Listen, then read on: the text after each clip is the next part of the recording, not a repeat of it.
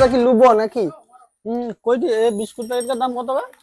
ওটা একটার দাম 5 টাকা। তাহলে আমাকে তুমি দুধটাই দিয়ে দাও। তাহলে আমি দুধটা বিস্কুট প্যাকেট নিচ্ছি, তাহলে কত হইলো? আচ্ছা দুধটা লিচু, আমাকে তো হিসাব করতে হবে, দাঁড়িয়ে যাও। আচ্ছা একটা বিস্কুট প্যাকেট 5 টাকা, যুক্ত 5 টাকা, তাইলে 5 আর 5